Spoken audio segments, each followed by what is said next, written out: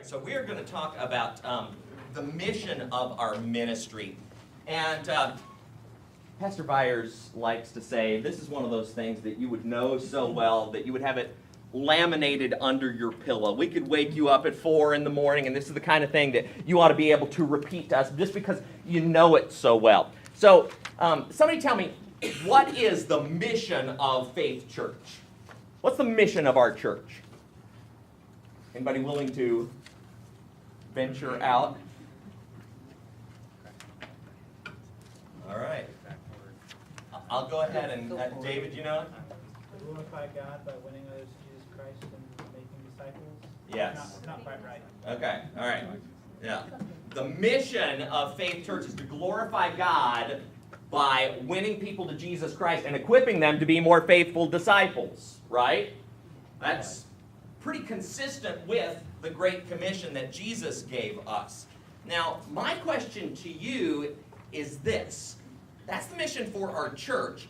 How do our children's ministries fit into the overall mission of our church? How do they help us win people to Jesus Christ and equip them to be more faithful disciples?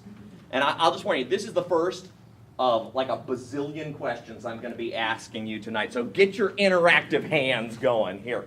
How do our children's ministries help us to accomplish the mission of our church? Where do they fit in?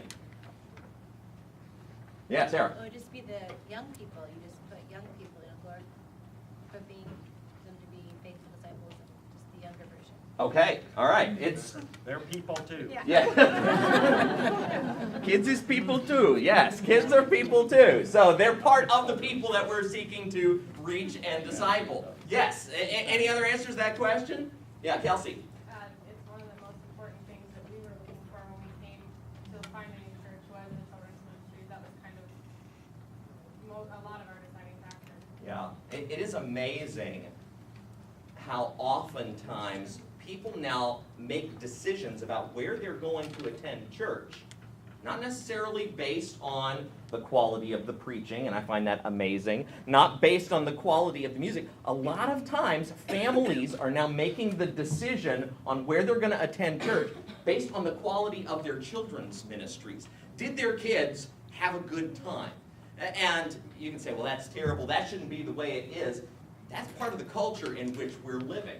And if we're going to reach adults and teens and grandparents and so on, we're going to have to make sure that we've got strong children's ministries that are serving their kids, right? Any other responses to how children's ministries fit into the overall mission of our church? Yeah, Aaron.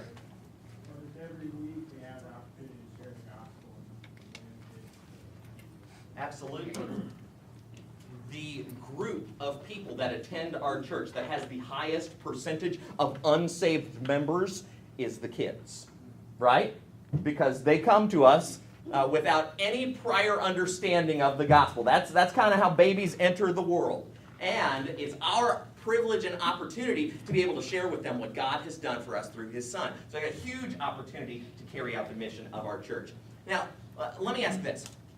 Would you say that our children's ministries are a central part of accomplishing our church's mission, or are we more of a peripheral part? Or are we just kind of that thing that takes place on the other side of the building? Central. Any reasons why you would say it's central? Yeah, Sarah. Well, I just think of kids like have the heart of a child. Like they're gonna come home and they're the ones more likely to actually talk about God or talk about Jesus, and that might get the parents talking or might get the parents more interested. And I mean, kids are honest. They're not going to hide anything or be afraid to say anything. So if they can be saved, then maybe like parents and grandmas and grandpas, that kind of stuff. Yeah, and occasionally we hear the stories about how a child was impacted by one of the ministries of our church, whether Sunday morning or Wednesday night or VBS or whatever, and they then go talking to their parents. And sometimes their parents call us and they're like, what are you talking to my kids about this? They're all up in my whatever they're up in. And they're talking to me about Jesus. You know, can you just stop that? And of course, we're not going to stop that, but that's an opportunity for us to reach parents there. Any other reasons why you'd say it's central? Yeah, Mike? For many of you, or maybe not for many, large impact on that. Yeah, and it's not just what we get to say to to the kids who attend our ministry, we get to show kids the difference that Christ can make in a life. And isn't that a huge part of our mission? You've heard it said that the best platform for evangelism is a growing and changing life. Maybe easy for someone to argue with what we might say about the scriptures, but it's hard to argue with the difference it's made in our lives, right? And so that's a huge part of what we're seeking to accomplish through our ministry. Any other answers to that? Yeah, Greg. A majority of people, I won't say all because that's not true, but a majority of people either have had children or have children or are going to have children. Mhm. So you look at the percentage of people you're attracting to a church, and a large percentage are going to be involved with children somehow. Exactly, exactly. Maybe people's most prized possession is their kids. I think a lot of people would say that. And if we're going to be effective in reaching families, then we've got to be effective in reaching kids. So children's ministries is not just some peripheral thing that happens over on the other side of the building. Without our children's ministries, our church looks a whole lot different.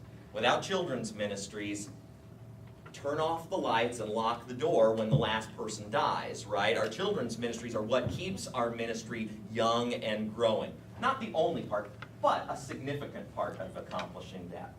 Now, let me ask you this. This may seem like an obvious question, but humor me in this. What role do our class leaders within our children's ministries, what role do our class leaders play in carrying out the mission of our church and helping us to accomplish that? We'll hit the assistants in a second, but right now I want to focus on class leaders. What role do our class leaders play in that? Yeah. Leading by example. Okay, leading by example. That goes for the kids, that goes for the other servants serving in that classroom. So leaders have that extra burden of responsibility. Yeah, Mary. Well, also we have an opportunity just to show them the love of Christ, who then fall in love with these stories, these true stories. Mm-hmm. And they really get to know the character of God, and so therefore they can't not fall in love with who He is and want more. And I think that it really starts with that. Yeah, and our class leaders are the folks that, now I'm not saying our class assistants aren't important, because they are hugely important to our ministry. And those of you that are class leaders know how important our class assistants are. But our class leaders are typically the ones that the kids look to, and the ones that they examine the most. And if they see our class leaders just love the Lord and that their hearts beat for Him, that kind of passion for God is an infectious thing. And Lord willing, it motivates the kids to say, wow, what is that? I want that. Or I know a little taste of that. I want so much more of that. Any other ways in which our class leaders help us to carry out our mission? Yeah. More often than not, I think it's the leaders that have the relationship building right between the parents as well. Those are the ones that you see at the door. Right. And have conversations about, awesome things that their kids did that night, or maybe a struggle that we had. And so the way that they take care of business that way shows a lot as well. Yeah, and the class leaders are the ones that parents associate as being responsible for their kids during whatever hour they've been entrusted to us. I don't know about you, but whenever I've got a problem that I want resolved, I don't often think of going to the person serving under the one in authority. I think of going to the top, right? And so class leaders have a maximized ability or an increased ability to be able to work with parents. And it's that working with parents that's really so important in this discipleship process. We get these kids for such a brief period of time. If parents give us like 1 hour or 2 hours, or at the most they're giving us like 3 hours a week, if they come to 2 services and then to a Wednesday night, our window for reaching that child's heart for Christ is pretty small. But when we're working with parents, and oftentimes the burden for that falls upon our class leaders, then we are able to talk to them about the good things that we see going on in those children's lives, the challenges and the struggles that we want to help those kids work on. When we're able to partner with parents like that, That creates discipleship synergy. Those of you who are parents know, is it like helpful to have other adults saying the same thing to your kids that you're saying to your kids? Yes. That's like really helpful. It's like not just crazy mom or crazy dad that believes these things. There are other people who believe these things because it's true. This is God's word, and God's word ought to be having an impact like this on our lives. All right, let's talk about the class assistants. This one may be a little bit trickier to think about. How do our class assistants carry out the mission of our church? How do they contribute?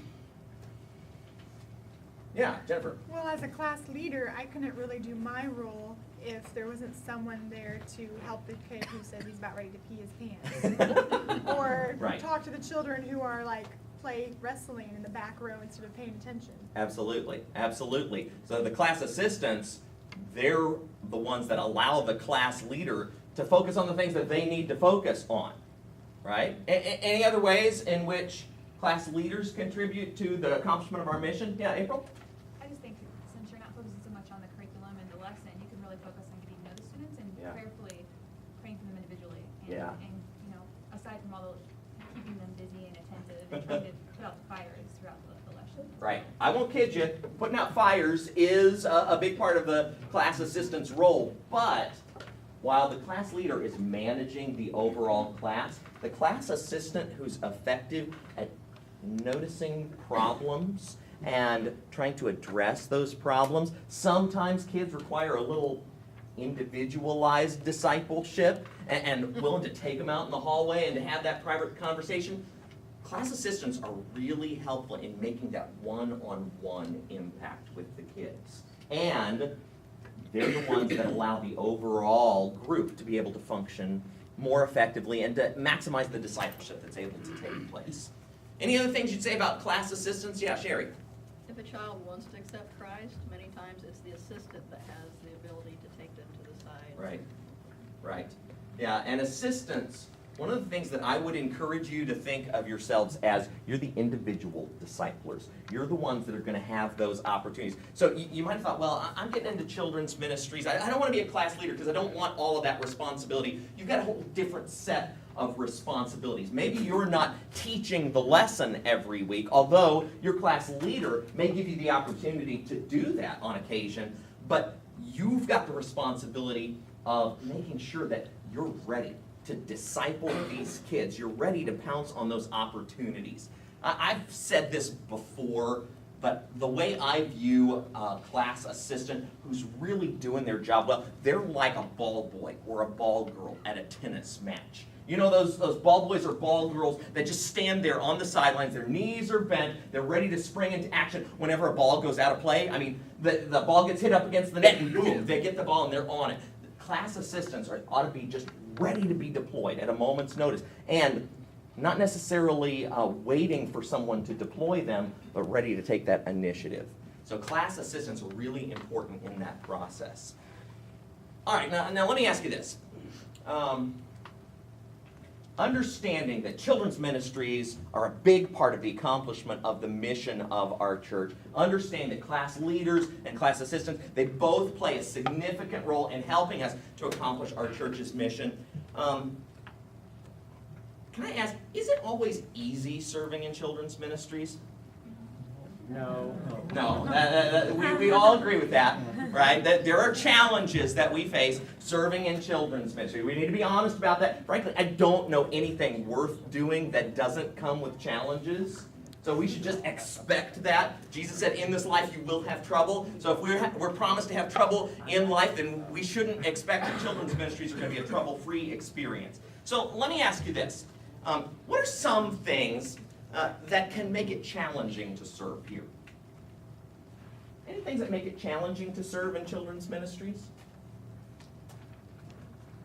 Yeah, Gigi. Just children that come in that have been parented differently than maybe you would like to see in family parenting. Thinking that child's been the center of the universe, so they come in and expect that in the classroom, and it makes it hard, to keep the class learning if somebody's always attracting attention or demanding attention. most of the time, the children that come into our ministry have not just come from some other Bible study where they've been perfectly sanctified, right? That's not generally happening. And that's kind of why we're here, isn't it? We're here to take them from where they are to the next step. So we're seeking to reach families that don't know anything about the Bible. We want them coming here. We want the families who don't know how to parent a lick. We want those families here so that they can get the truth of God, so that their lives can be transformed, so that they can become trophies of God's grace.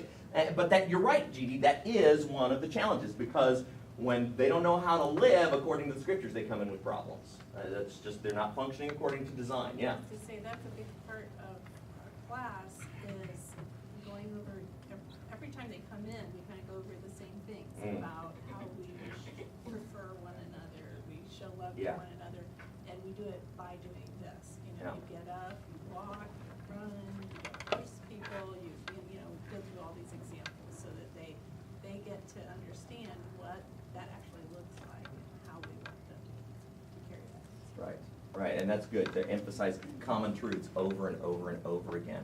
Any other challenges that we face? Yeah, Greg? Transition in the rooms. What do you mean? We are getting new kids all the time. Yeah. And I know it gets frustrating because, as Gigi's saying, you've gone over the rules. Well, we have to go over the rules every week. Yeah. Because you have new kids all the time, and so it gets impatient, you might say, but you also have to remember you got new kids. And so just reminding them each time and the repetition, but also getting to know the children because you're having new children all the time. Right. That's one of the things that makes our ministry a little bit different than a school setting. Is because generally in school, though it's certainly not always the case, generally you've got a set group of kids that are in that class for the year.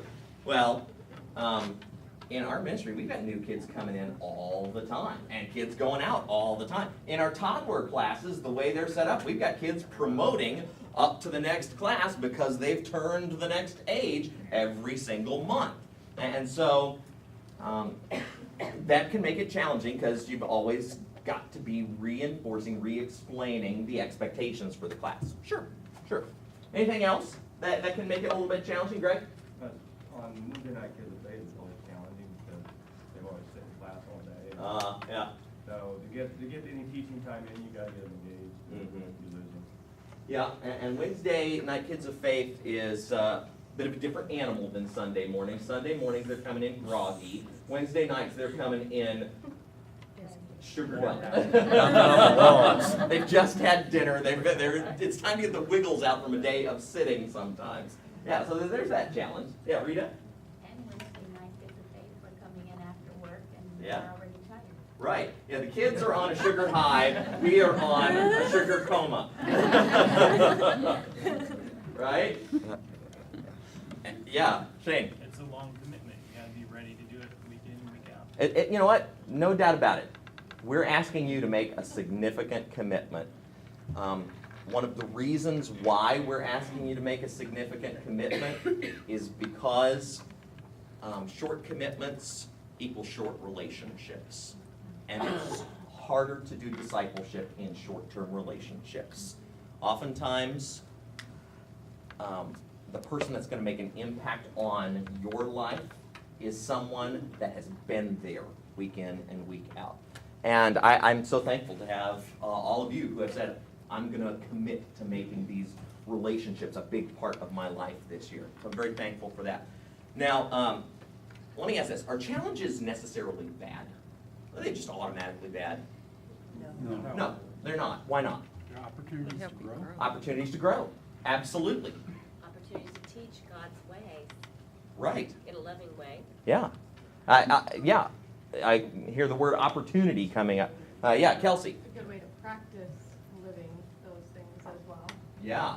If God's got you teaching something in your class, or God's got something that maybe you're not teaching, but you're hearing, and it's amazing.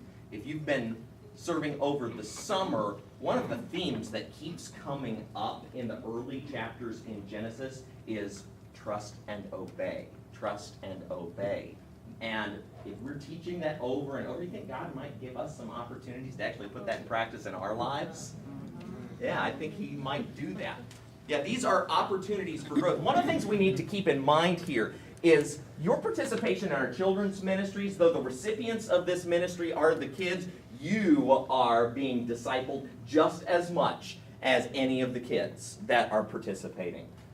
This is for your sanctification and your growth. God didn't make a mistake. He didn't sort of close his eyes to that aspect of your growth process. This is part of his plan for your life this year. And I want to encourage you, don't look at the challenges as things to be avoided. Because that's what we like to do, right? When pressure gets turned up in our lives, we like to bolt, don't we?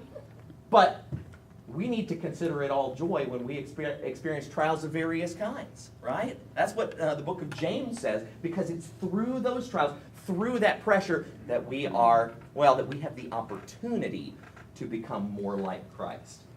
Challenge is, so often when we experience pressure, our tendency is to escape from the pressure. But God wants us to bear up under that pressure, because when we do that, that's when we experience the maximum opportunity to become more like our Savior. Now, let me ask this, because I don't want to end on talking about challenges here. I do want us to think about blessings. What are some of the blessings that come from serving in our children's ministries? And what have you experienced? Because of that, I think we have to work hard, because that's what I'm thinking, if I want to teach someone, I have to do a lot of homework and study that thing before I come on Sunday. I don't want to just be standing there and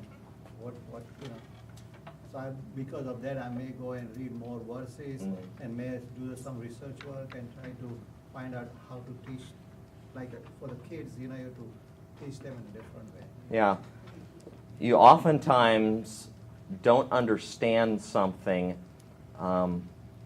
anywhere near as well as when you're required to teach that to someone else.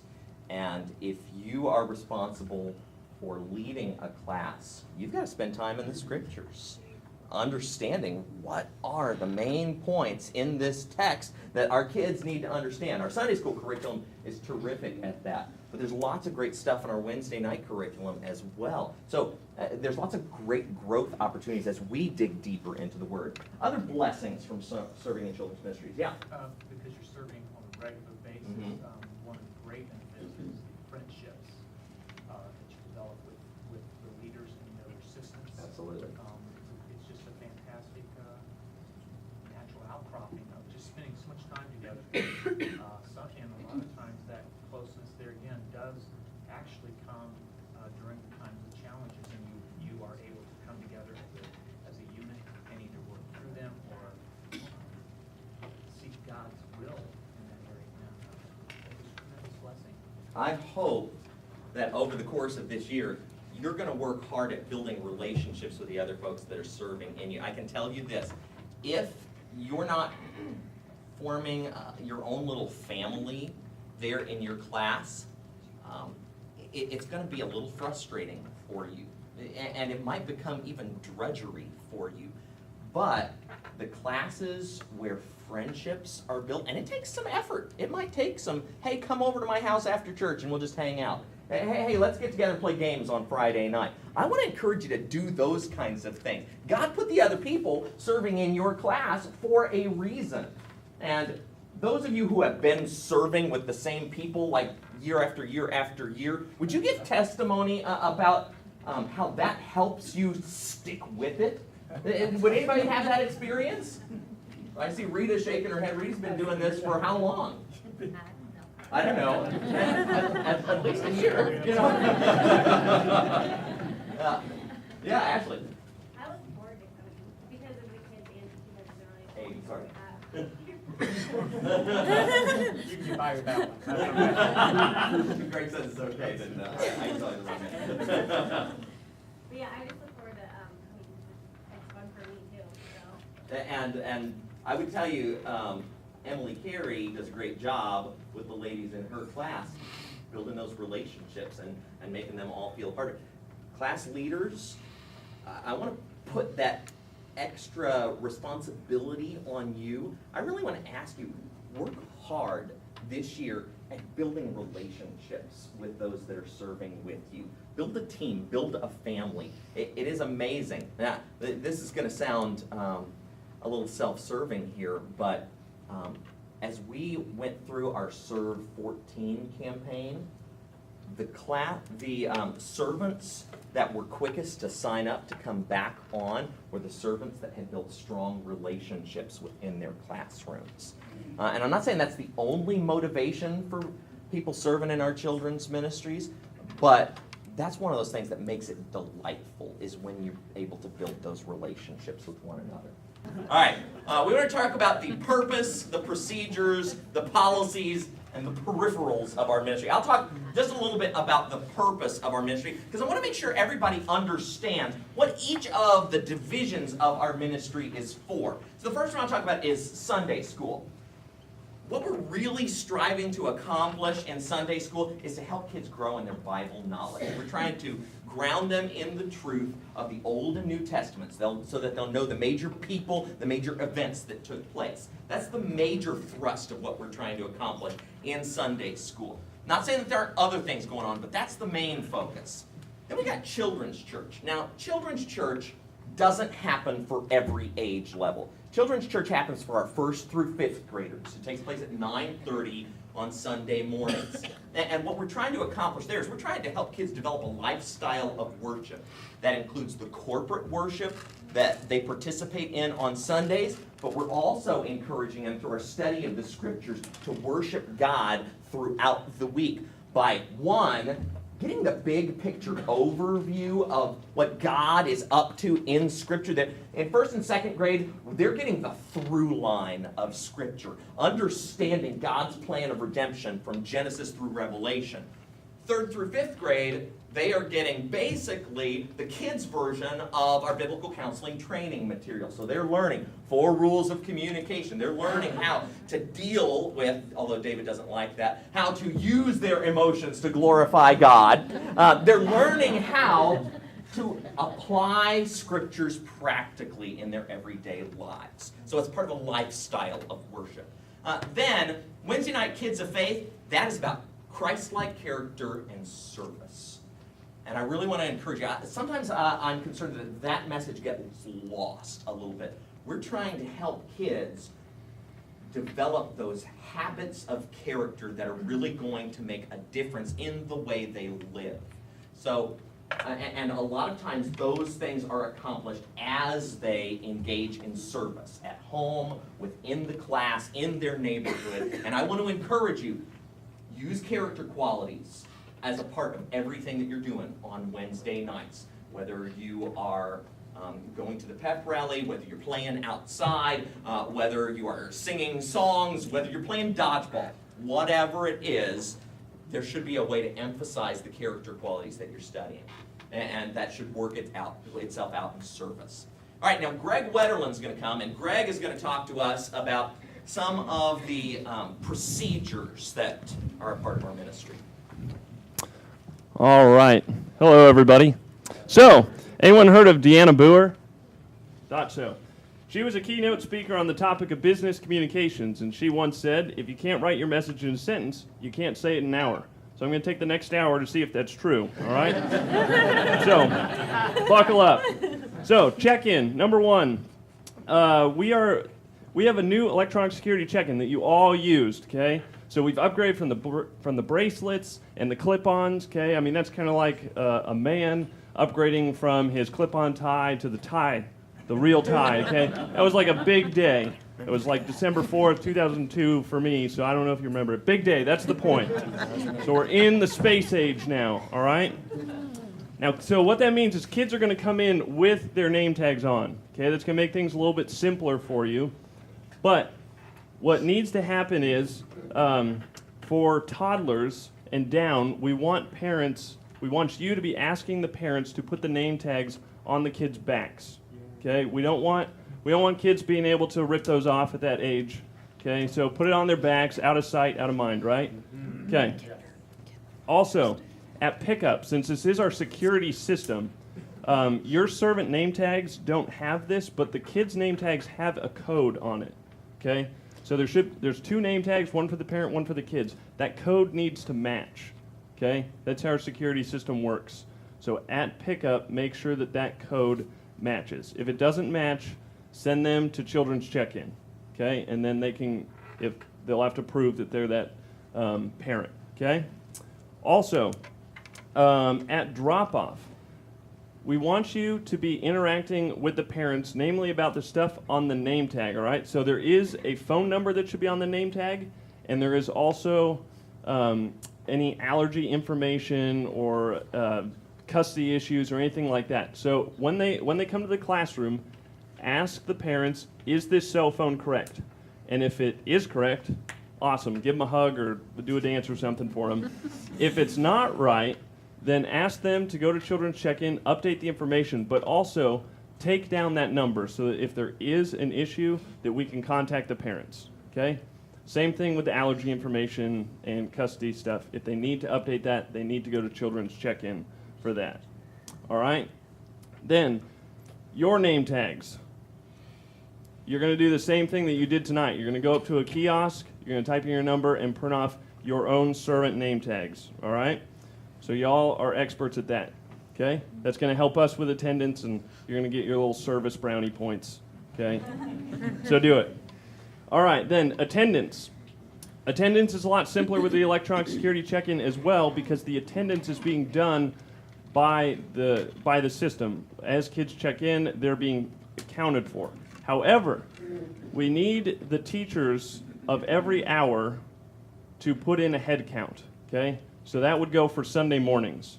You need to put in a head count for your time period. If you're 8 o'clock, put how many kids are in there, how many adults. That's going to be found in the wall file next to the door, okay? Please help us out with that. Otherwise, we don't know how many kids are actually there each hour, okay? Also, bathroom breaks. Please try and do bathroom breaks not during the passing period, transition times with service. For a couple of reasons. That clogs the hallways, and 2, it's also a security issue. We need to make sure that we have our kids well accounted for. And if there's lots of parents, well, not parents, lots of adults passing through the hallways, we can't make sure that we know where all the kids are, okay? So don't do them during transition times of service. And then also in rooms N13 and N14, so the 2s and the 3s, right next to the sanctuary, monitor those bathrooms, okay? Those are not high-flow toilets. And we really need to monitor the toilet paper consumption rate of the young ones, okay? Just Jeannie Kirko's husband does a great job of unclogging those, but, you know, those toilets have a limit of toilet paper, and so does he, and he's approaching his early in life, all right?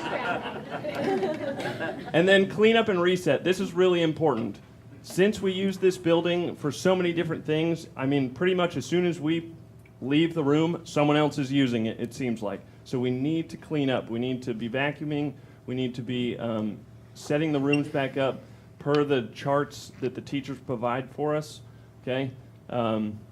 So please be resetting the room, taking out the trash, vacuuming, and getting the tables and chairs and stuff out if you have the little colored tables and stuff, okay? Awesome. Now, quickly, moving on to a couple policies. Try and move through this fast, but interacting with minors, never, never, never be alone in a place where no one else can see you with a minor, okay? That's really, really important. That especially comes into play with bathrooms. Never be alone with a minor in a bathroom, okay? Take the whole class to the bathroom if you have to. Take assistance. Never be alone with a minor where no one else can see you. Now, if you have to do the one-on-one discipline, if a child is causing problems, you can take them out into the hallway, but make sure you're in a place that's visible, okay? So don't go into one of the hallways that's not well traveled. Be in a visible area. That's for their protection and for yours. And then the last thing, child abuse. If you see something or suspect some sort of child abuse, please report it to one of your coordinators and Pastor Trey right away. We want you to report that, one, because we want to get it handled, but also we would ask you to report it because the pastors may know some situation that we're not privy to, okay? So, I mean, they may be able to take care of that situation much quicker or handle it much better than with Child Protection Services. But it is your right that you can contact Child Protection Services directly. So we're not trying to prevent you from that. Okay? So on that happy note, I'll pass it off to my my funnier, better looking fellow intern.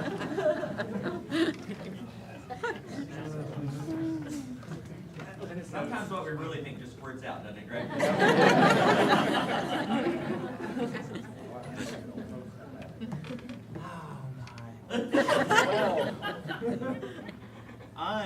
Oh, you already advanced it for me. What, you see that? He said bad things, but he's a really nice guy. So what I want to talk to you about tonight, finding a sub. You guys, we love you. You're going to be gone at some point. And we want you to take vacation, and we want you to be able to do that.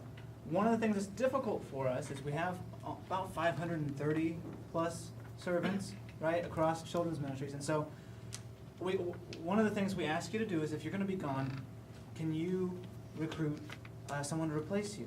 And the way that we do that, we don't want you to do it alone. You should contact your coordinator. Your coordinator has a list of subs that they'll be able to give you with information, right? And the best thing to do is to let your coordinator know about 2 weeks out, if you know, or as soon as you know, if it's earlier. That way they can communicate with you, you can kind of hunt, and just, there needs to be a really good relationship between you and your coordinator if you're going to be out of town, so that way everything is covered.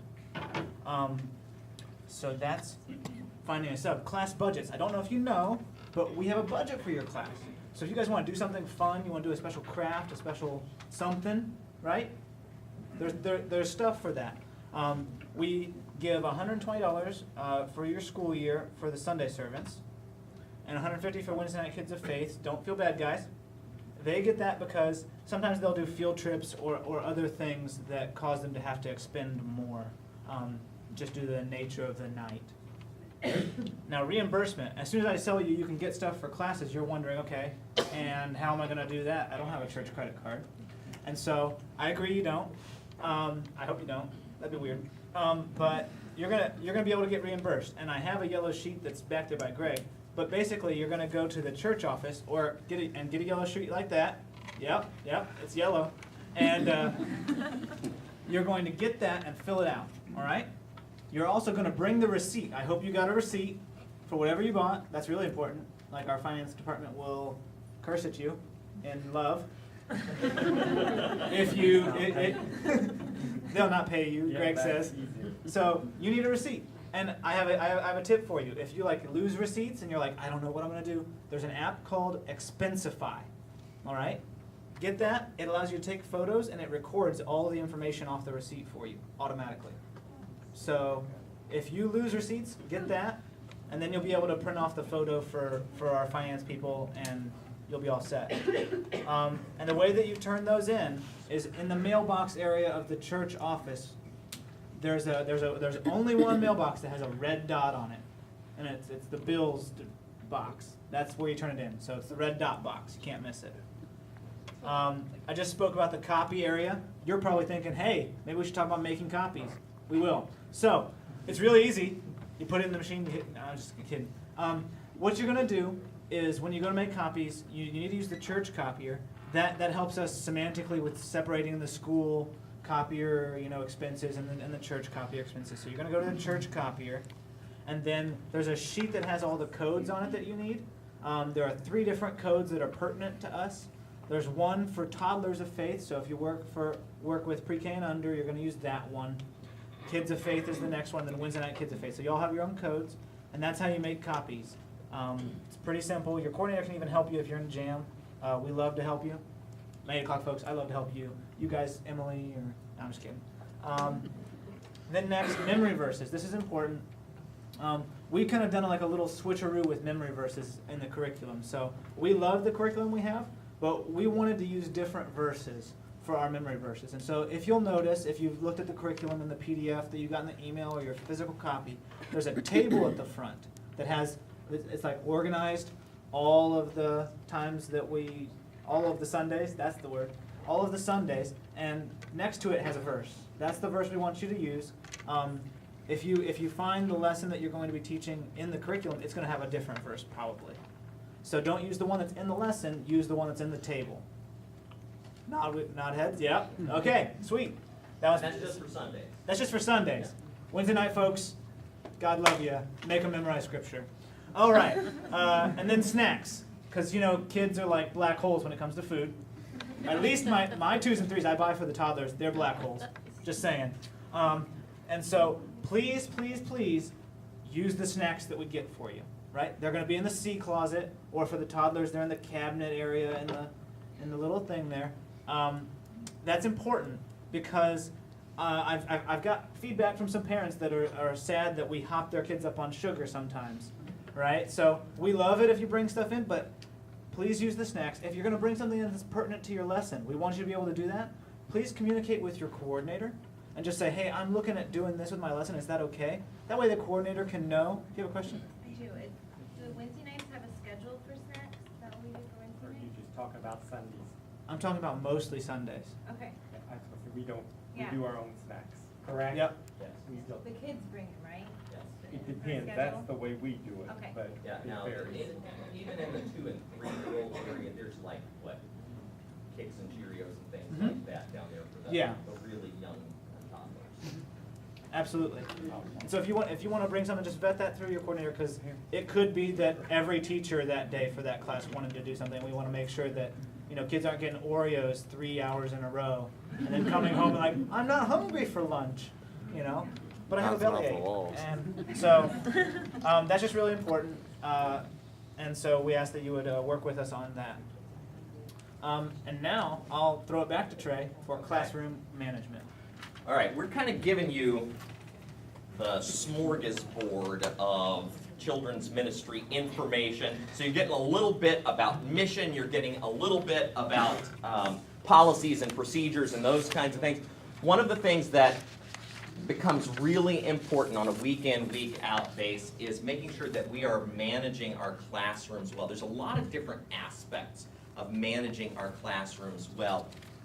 Some of that comes down to just planning your classroom time well and making out a schedule. I think that's one of the most important things that you as a class leader can do in order to make sure that you're ready for your Sunday morning or your Wednesday nights. Just map out, all right, we're going to spend 10 minutes doing this, 5 minutes doing this, 20 minutes doing that.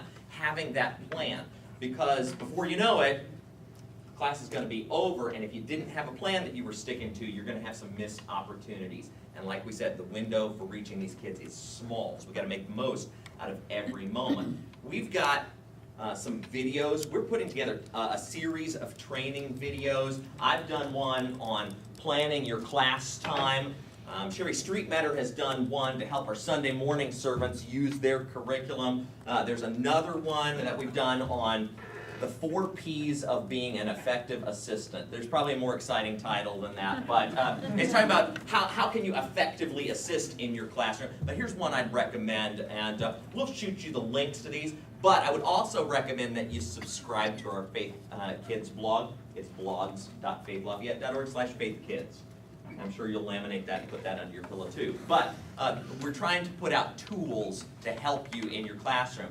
So you want to make sure you're planning your classroom time well, but you also want to make sure that you've got some preventative structures in place that includes things like classroom rules, that includes rewards and consequences. We've asked Betty Bankus to come and to explain to us some of the things that she does. Betty, how long have you and Chester been involved in our children's ministries? Some years, all right, for a while, and they do a great job of keeping their class both orderly and fun. And so Betty's going to talk about some of the things that she does in her class time. Thank you, Pastor Garner. Mm-hmm. Let me get you the right slide here. Hi, I'm Betty Bankus, and I get to work with the 4-year-olds with my husband Chester and Amber Wilson and Gabriella Murphy. And I've had the opportunity over the years to get to watch lots of different teachers and learn from them so that I can use a variety of different ways to make church fun and make it a good learning experience too. Now, you may have noticed that as your children arrive in your class, they don't automatically come in wanting to hear every word you say.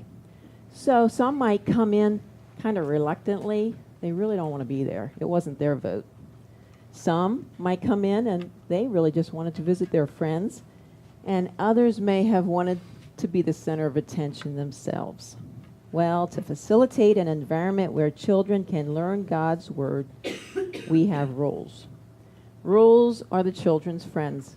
Rules tell children how they can participate and what's expected.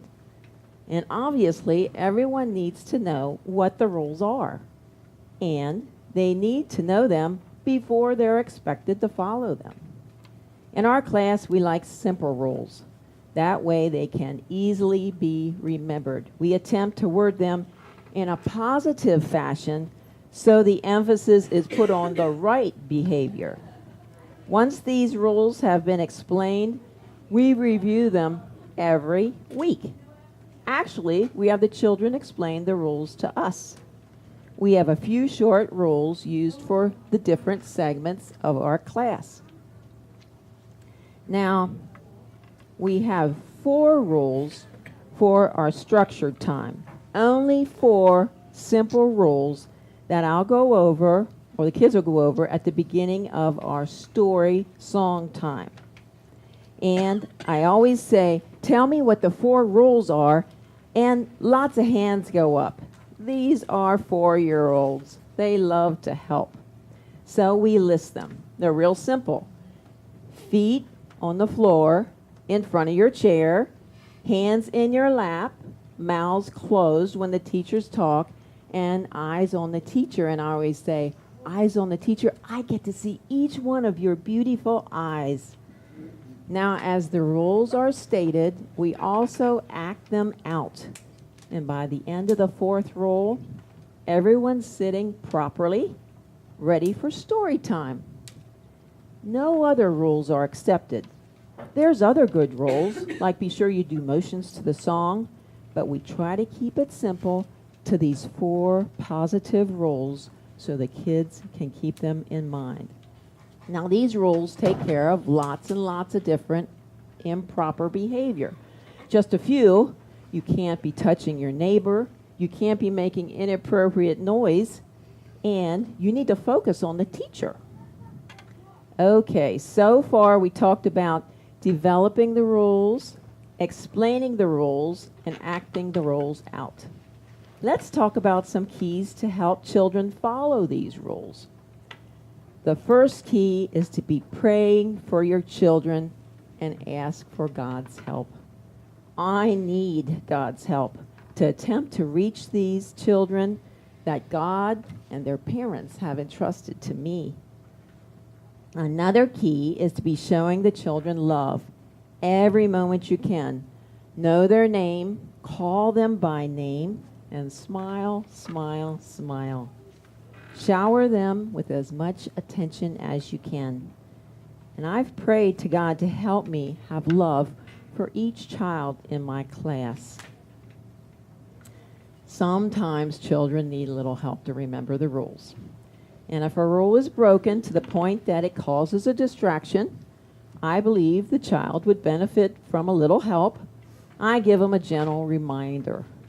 Since the rules are so simple, I can interrupt the story for a very, very short period of time to correct the child. For example, Mabel was playing with Gertrude's hair bows.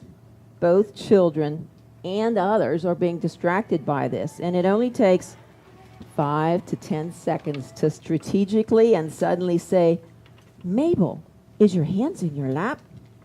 Mabel's put on the spot. She puts her hands in her lap. Then I say with a very happy voice and a smile on my face, oh, Mabel, that is so good.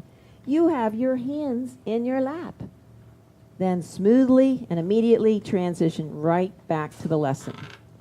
I want to be busy praising for good behavior and expect the very best behavior from them. Rarely, but sometimes a gentle reminder just doesn't work. And if immediate action is required, I say in a very stern voice, Elmer, you need to go see Mr. Bankus. Well, Mr. Bankus is always really nice, but for some unknown reason, fear is on Elmer's face as he walks over to Chester. And Chester puts on the dumb act and asks, why did Mrs. Bankus send you here? Basically, he uses a calm a calm voice and just questions the child until the child admits that they were wrong and there is a need to change.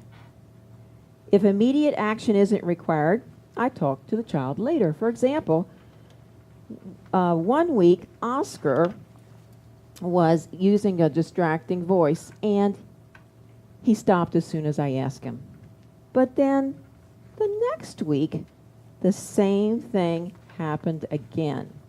So I approached Oscar during the beginning of the next week. I told him how he was a leader in our group.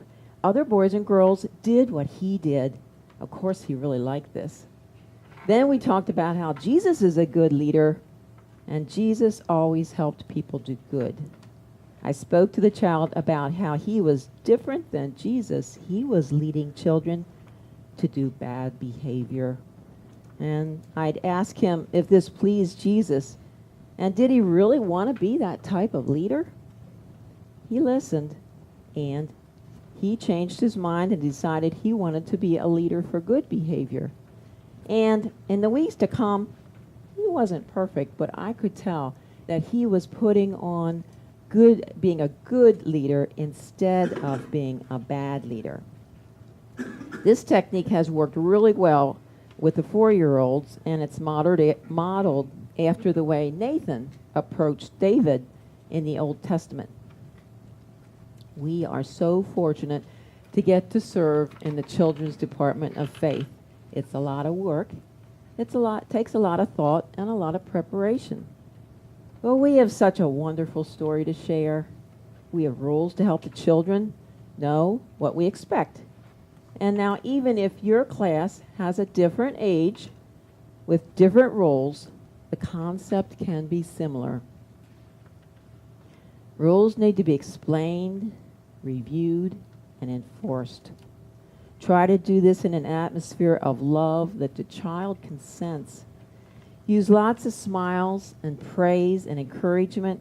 Strive for a class where children love to come, and a class where they can learn how they can become God's servants. Thank you, and have a wonderful fall helping your children learn in your class.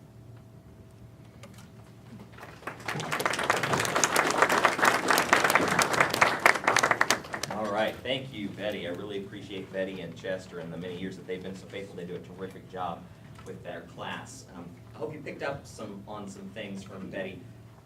She talked about being consistent with the rules that you both communicate and with enforcing those rules. So making sure that kids understand that there's the expectation that those rules are going to be followed.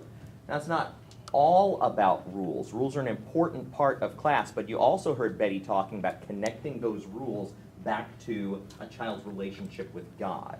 And ultimately, that's what we're striving to do. We're striving to penetrate the heart. It's like we read in Scripture.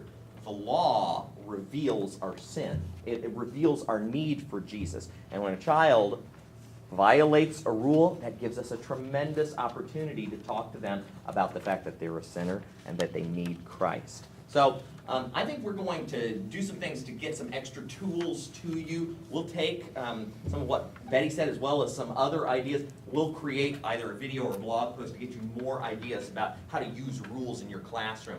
But we did promise you that we wanted to give you some Q&A time, so I want to invite our coordinators up. We're going to have to do this in an abbreviated fashion because someone talked too long at the beginning. And I want to ask my coordinators to come up, and we'll kind of address some of the top questions that we've received and let our coordinators answer them.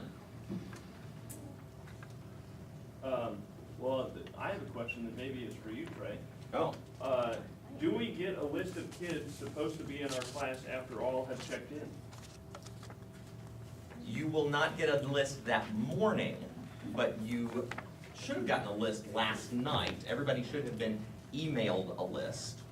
And if you're shaking your head, no, I didn't get the list, come see me, because maybe we don't have your right email in our system. But I emailed it late last night, like 11 something.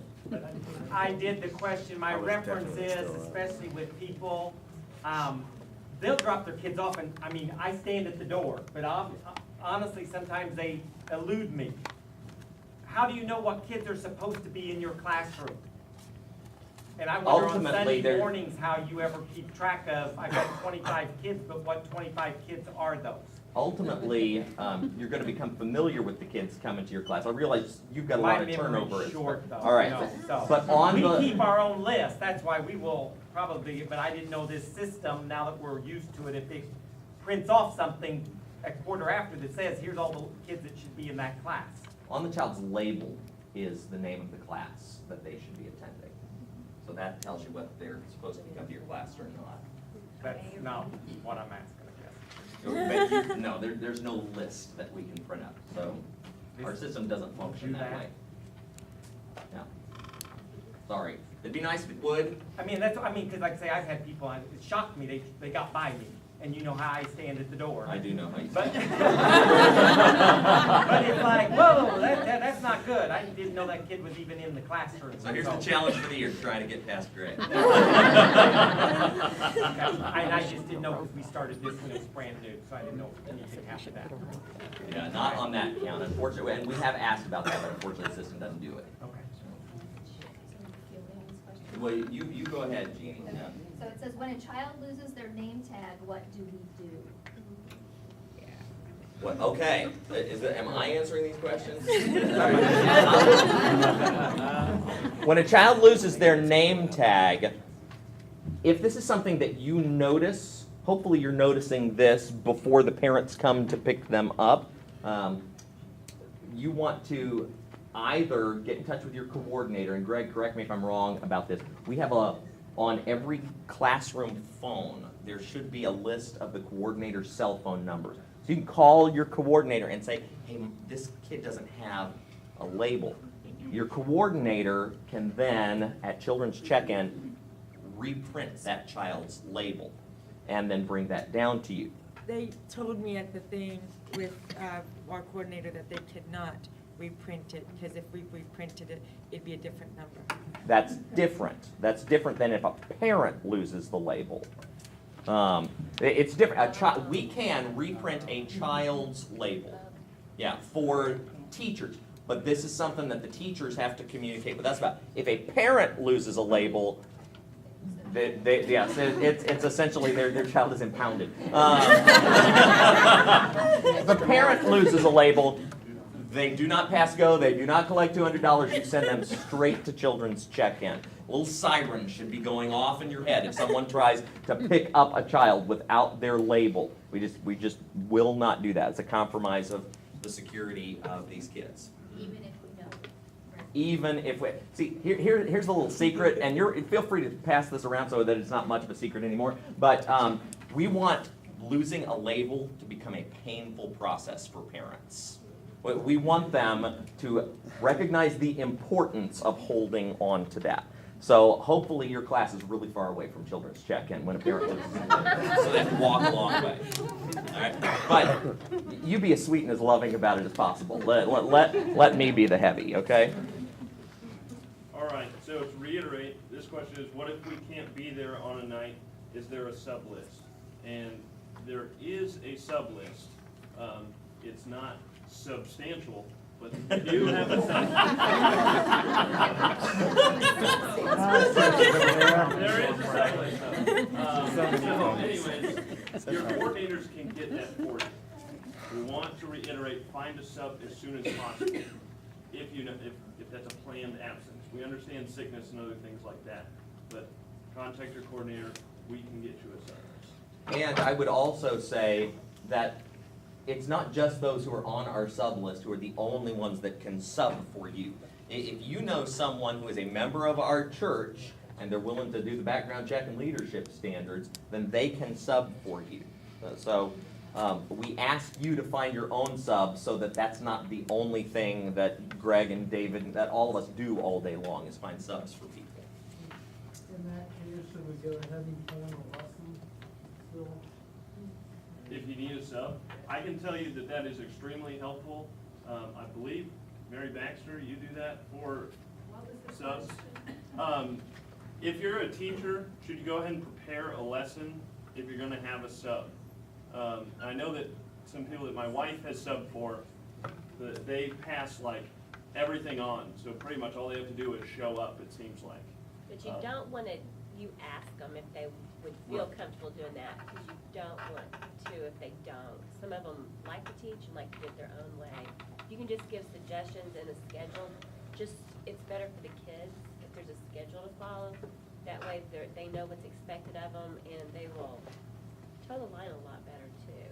Or get an assistant to teach it. And that's a great Should be option, an assistant yeah. in every class that But see, I haven't. could do one week, maybe not every week, but And at my least one. assistant told me at the very beginning, she did not feel comfortable teaching. She let me know at the very beginning. I said, oh, okay. So I had a few people that I can call on, and I like to do that only when I can't get them, because I've already gone through the back check, then I go to someone here.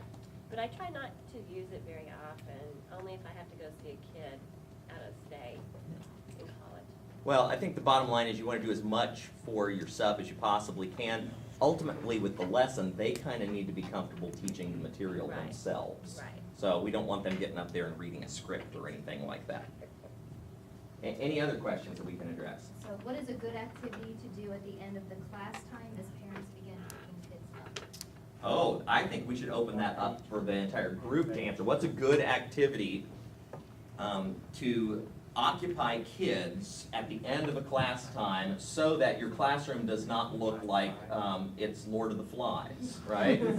we want the classroom to look orderly both at drop-off and at pickup time. Yeah, Rebecca? There's an app called Fighter Verses where you take the verse of the week or whatever and you put it on the board, and then you have the kids recite it, and then you start erasing a word. Mhm. And by the end, there's nothing on the board, but they know the whole verse. So Yeah, yeah. You can stretch that out, or you can reverse it and do it like Hangman. Yeah, oh yeah, so Fighter Verses, it gives you all kinds of memory verses, but you can use the memory verse that your class is learning. Yeah, the class. And just erase a word at a time, so that the kids ultimately by the end know the whole verse. Yeah, Sarah? Just read a book, read a book to the kids. You can read a book to the kids, that's a great activity. Greg? For the younger one, Simon Says or I Spy. Yep, absolutely. Lisa? I was gonna say, you can save, your song time for the end. Do song time at the end. Yeah, absolutely. A great thing to do with the kids. Mary? I don't know if it's a good thing, but my kids loved it, and I always had wet wipes ready. There's those bubbles that are in the long skinny things. I have to go around and get them off the head, because they come off really well on carpet too with those wipes, the wet wipes, and they love them. Or you can do a color sheet and snack, you know, they're not gonna go anywhere if they've got food in front of them. All right, food, glorious food, right? Yeah, so you can do a snack with them. You can save that to the end time, like Mary's saying, a coloring page. The bubbles is an idea. I could see how that could become Lord of the Flies too, if you have trained your kids to do that well. Yeah. They always ask. Yeah, Caleb. Just play a game. Like I remember the kindergartens, we always played Duck Duck Gaze, and I loved it. Yeah. Now you gotta be careful again. Lord of the Flies is possible there, but it's possible with almost anything. Just to, take some kind of wear off.